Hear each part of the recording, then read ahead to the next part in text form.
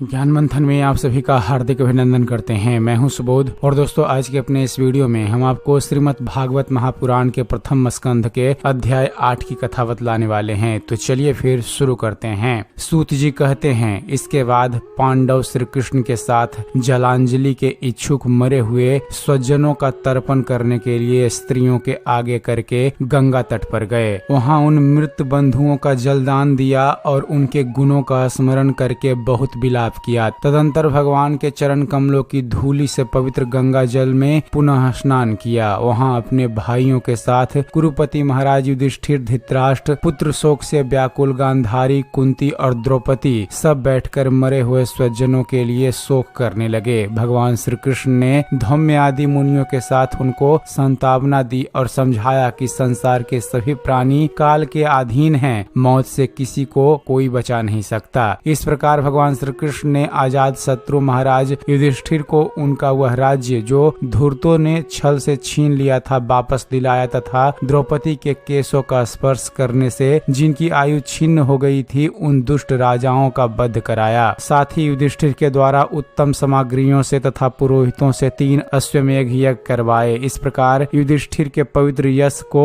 100 यज्ञ करने वाले इंद्र की यश की तरह सब ओर फैला दिया। इसके बाद भगवान श्री कृष्ण ने वहां से जाने का विचार किया। उन्होंने इसके लिए पांडवों से विदा ली और व्यास आदि ब्राह्मणों का सत्कार किया। उन लोगों ने भी भगवान का बड़ा ही सम्मान किया। तदंतर भगवान सात्विकी और उद्धव के साथ द्वारिका जाने के लिए रथ पर सवार हुए। उसी समय उन्होंने देखा कि उत्तरा भय से बिहल होकर सामने से दौड़ी चली आ रही है। उत्तरा ने कहा, देवादिदेव जगदीश्वर, आप महायोगी हैं, आप मेरी रक्षा कीजिए, रक्षा कीजिए। आपके अतिरिक्त इस लोक में मुझे अभय देने वाला और कोई नहीं है, क्योंकि यहाँ सभी परस्पर एक दूसरे की मृत्यु के निमित्त बन रहे हैं। प्रभु, आप सर्वशक्तिमान हैं। यह दहकते हुए लोहे का बाण मेरी ओर दौड़ा आ रहा है। स्वामी, यह मुझे भले ही जला डाले परंतु मेरे गर्भ को नष्ट न करे, ऐसी कृपा कीजिए। सूत जी कहते हैं, भक्त वत्सल भगवान श्री कृष्ण उसकी बात सुनते ही जान गए कि अश्वत्थामा ने पांडवों के वंश को निर्जीव करने के लिए ब्रह्मास्त्र का प्रयोग किया है। सौनक जी, उसी समय पांडवों ने भी देखा कि जलते हुए 5 बाण हमारी ओर आ रहे हैं। सब शक्तिमान भगवान श्री कृष्ण ने अपने अनन्य शरणागत भक्तों पर बहुत ही बड़ी विपत्ति आई जानकर अपने निज अस्त्र सुदर्शन चक्र से उन निज जनों की रक्षा की। योगेश्वर श्री कृष्ण समस्त प्राणियों के हृदय में विराजमान आत्मा हैं। उन्होंने उत्तरा के गर्भ को पांडव की वंश परंपरा चलाने के लिए अपनी माया के कवच से ढक दिया। सौनक जी, ब्रह्मास्त्र अमोघ है और उसके निवारण का कोई उपाय भी नहीं है, फिर भी भगवान श्री कृष्ण के तेज के सामने आकर वह शांत हो गया। यह कोई आश्चर्य की बात नहीं समझनी चाहिए, क्योंकि भगवान तो सर्वमय हैं। वे ही अपनी निज शक्ति माया से स्वयं अजन्मा होकर भी इस संसार की सृष्टि, रक्षा और संहार करते हैं। जब भगवान श्री कृष्ण जाने लगे तब ब्रह्मास्त्र की ज्वाला से मुक्त अपने पुत्रों के और द्रौपदी के साथ सती कुंती ने भगवान श्री कृष्ण की इस प्रकार स्तुति की। कुंती ने कहा, आप समस्त जीवों के बाहर और भीतर एक रस स्थित हैं, फिर भी इंद्रियों और वृत्तियों से देखे नहीं जाते, क्योंकि आप प्राकृतिक से परे आदि पुरुष परमेश्वर हैं। मैं आपको नमस्कार करती हूँ। इंद्रियों से जो कुछ जाना जा सकता है उसकी तह में आप विद्यमान रहते हैं और अपनी ही माया के पर्दे से अपने को ढके रहते हैं। मैं अबोध नारी, आप अविनाशी पुरुषोत्तम को भला कैसे जान सकती हूँ। जैसे मूढ़ लोग दूसरा वेश धारण किए हुए नट को प्रत्यक्ष देखकर भी नहीं पहचान सकते, वैसे ही आप दिखते हुए भी नहीं दिखते। आप शुद्ध हृदय वाले विचारशील जीवन मुक्त परमहंसों के हृदय में अपनी प्रेममयी भक्ति का सृजन करने के लिए अवतीर्ण हुए हैं। फिर भी हम अल्प बुद्धि स्त्रियां आपको कैसे पहचान सकती हैं। आप श्री कृष्ण वासुदेव, देवकी नंदन, नंद गोप के लाडले लाल गोविंद को हमारा बारंबार प्रणाम है, जिनकी नाभि से ब्रह्मा का जन्म स्थान कमल प्रकट हुआ है, जो सुंदर कमलों की माला धारण करते हैं, जिनके नेत्र कमल के समान विशाल और कोमल हैं, जिनके चरण कमलों में कमल का चिन्ह है। श्री कृष्ण, ऐसे आपको मेरा बारंबार नमस्कार है। ऋषिकेश, जैसे आपने दुष्ट कंस के द्वारा कैद की हुई और चीरकाल से शोकग्रस्त देवकी की रक्षा की थी, वैसे ही पुत्रों के साथ मेरी भी आपने बार बार विपत्तियों से रक्षा की है। आप ही हमारे स्वामी हैं, आप सर्वशक्तिमान हैं। श्री कृष्ण, कहाँ तक गिनाऊं? विष से, लाक्षागृह की भयानक आग से,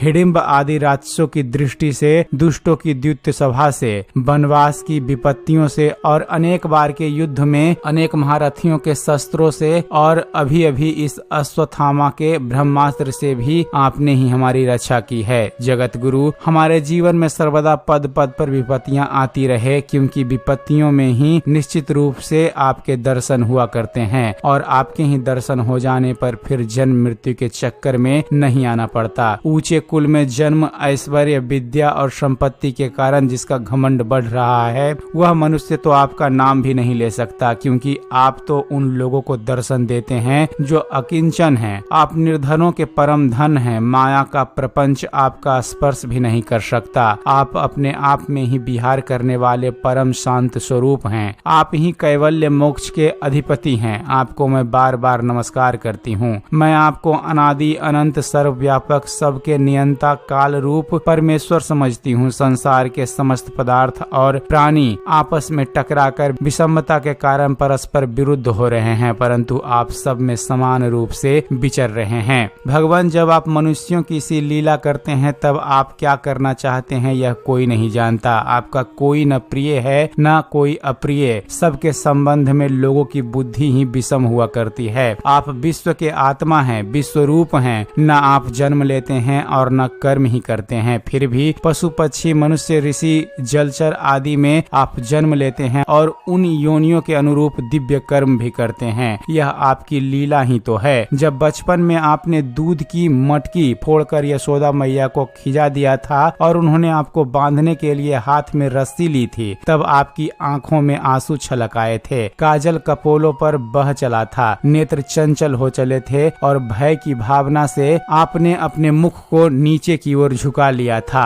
आपकी उस दशा का लीला छवि का ध्यान करके मैं मोहित हो जाती हूँ। भला जिससे भय भी भय मानता है, उसकी यह दशा आपने अजन्मा होकर भी जन्म क्यों लिया है? इसका कारण बतलाते हुए कोई महापुरुष यूं कहते हैं कि जैसे मलयाचल की कीर्ति का विस्तार करने के लिए उसमें चंदन प्रकट होता है, वैसे ही आपने प्रिय भक्त पुण्य श्लोक राजा यदु की कीर्ति का विस्तार करने के लिए ही आपने उनके वंश में अवतार ग्रहण किया है। दूसरे लोग यूं कहते हैं कि वसुदेव और देवकी ने पूर्ण जन्म में सुतपा और प्रिस्री के रूप में आपसे यही वरदान प्राप्त किया था, इसलिए आप अजन्मा होते हुए भी जगत के कल्याण और दैत्यों के नाश के लिए उनके पुत्र बने हैं। और कुछ यूं कहते हैं कि यह पृथ्वी दैत्यों के अत्यंत भार से समुद्र में डूबते हुए जहाज की तरह डगमगा रही थी, पीड़ित हो रही थी। तब ब्रह्मा की प्रार्थना से उसका भार उतारने के लिए ही आप इस जगत में प्रकट हुए। कोई महापुरुष यूं कहते हैं कि जो लोग इस संसार में अज्ञान, कामना और कर्मों के बंधन में जकड़े हुए पीड़ित हो रहे हैं, उन लोगों के लिए श्रवण और स्मरण करने योग्य लीला करने के विचार से ही आपने इस जगत में अवतार ग्रहण किया है। भक्तजन बार बार आपके चरित्र का श्रवण, गान, कीर्तन एवं स्मरण करके आनंदित होते रहते हैं। वे ही अविलंब आपके उस चरण कमल का दर्शन कर पाते हैं जो जन्म मृत्यु के प्रवाह को सदा के लिए रोक देता है। भक्त वत्सल प्रभु, क्या अब आप अपने आश्रित और संबंधी हम लोगों को छोड़कर जाना चाहते हैं? आप जानते हैं कि आपके चरण कमलों के अतिरिक्त हमें और किसी का सहारा नहीं है। पृथ्वी के राजाओं के तो हम यूं ही विरोधी हो गए हैं। जैसे जीव के बिना इंद्रियां शक्तिहीन हो जाती है, वैसे ही आपके दर्शन बिना यदुवंशियों के और हमारे पुत्र पांडवों के नाम तथा रूप का अस्तित्व ही क्या रह जाता है। गदाधर, आपके विलक्षण चरण चिन्ह से चिन्हित यह कुरुजांगल देश की भूमि आज जैसी शोभायमान हो रही है, वैसे आपके चले जाने के बाद न रहेगी। आपकी दृष्टि के प्रभाव से ही यह देश पकी हुई फसल तथा लता वृक्षों से समृद्ध हो रहा है। ये वन, पर्वत, नदी और समुद्र भी आपकी दृष्टि से ही वृद्धि को प्राप्त हो रहे हैं। आप विश्व के स्वामी हैं, विश्व के आत्मा हैं और विश्व रूप हैं। यदुवंशियों और पांडवों में मेरी बड़ी ममता हो गई है। आप कृपा करके स्वजनों के साथ जुड़े हुए इस स्नेह की दृढ़ फांसी को काट दीजिए। श्री कृष्ण, जैसे गंगा की अखंड धारा समुद्र में गिरती रहती है, वैसी ही मेरी बुद्धि किसी दूसरी ओर ना जाकर आपसे ही निरंतर प्रेम करती रहे। श्री कृष्ण, अर्जुन के प्यारे सखा यदुवंशी शिरोमणि, आप पृथ्वी के भार स्वरूप राजवेशधारी दैत्यों को जलाने के लिए अग्नि स्वरूप हैं। आपकी शक्ति अनंत है। गोविंद, आपका यह अवतार गौ, ब्राह्मण और देवताओं का दुख मिटाने के लिए ही है। योगेश्वर, चराचर के गुरु भगवान, मैं आपको नमस्कार करती हूँ। सूत जी कहते हैं, इस प्रकार कुंती ने बड़े मधुर शब्दों में भगवान की अधिकांश लीलाओं का वर्णन किया। यह सब सुनकर भगवान श्री कृष्ण अपनी माया से उसे मोहित करते हुए से मंद मंद मुस्कुराने लगे। उन्होंने कुंती से कह दिया, अच्छा ठीक है, और रथ के स्थान पर वे हस्तिनापुर लौट आए। वहाँ कुंती और सुभद्रा आदि देवियों से विदा लेकर जब वे जाने लगे तब राजा युधिष्ठिर ने बड़े प्रेम से उन्हें रोक लिया। राजा युधिष्ठिर को अपने भाई बंधुओं के मारे जाने का बड़ा शोक हो रहा था। भगवान की लीला का मर्म जानने वाले व्यास आदि महर्षियों ने और स्वयं अद्भुत चरित्र करने वाले भगवान श्री कृष्ण ने भी अनेकों इतिहास कहकर उन्हें समझाने की बहुत चेष्टा की, परंतु उन्हें संतावना न मिली, उनका शोक न मिटा। सौनक आदि ऋषियों धर्मपुत्र राजा युधिष्ठिर को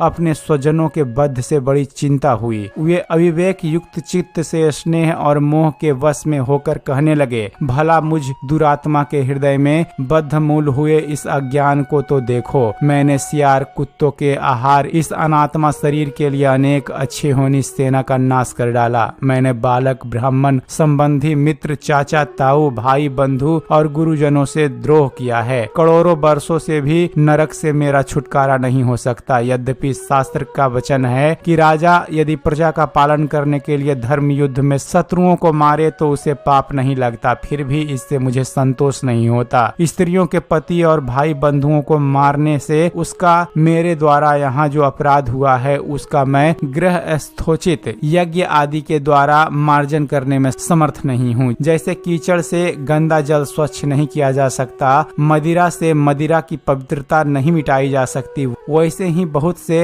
हिंसा बहुल यज्ञों के द्वारा एक भी प्राणी की हत्या का प्रायश्चित नहीं किया जा सकता। तो दोस्तों, इस तरह श्रीमद् भागवत महापुराण के प्रथम स्कंध के अध्याय 8 की कथा समाप्त होती है। उम्मीद करते हैं फ्रेंड्स आप सभी को हमारा ये वीडियो पसंद आया होगा। वीडियो पसंद आया हो तो वीडियो को लाइक और शेयर करना मत भूलिएगा। और दोस्तों, ऐसे ही ज्ञानवर्धक वीडियो देखते रहने के लिए आप हमारे चैनल ज्ञान मंथन को सब्सक्राइब करना मत भूलिएगा। आप हमारे चैनल को सब्सक्राइब कीजिए और देखते रहिए, जानते रहिए। धन्यवाद। जय हिंद।